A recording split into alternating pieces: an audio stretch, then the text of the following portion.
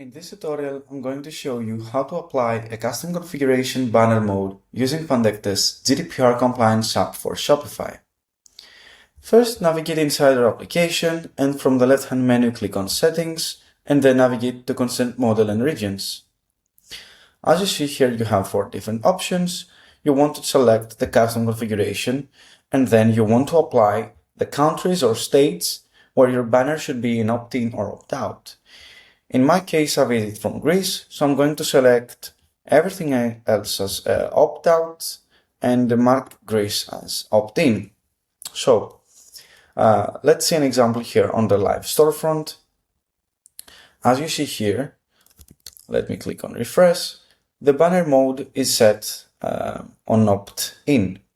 If I want to make my region as opt-out, all I have to do is navigate to the custom configuration feature and select Greece as opt-out. Here I'm going to navigate on the store, click on refresh, and then on the preferences, I will say that everything here is turned on, which means that the banner mode is set to opt-out.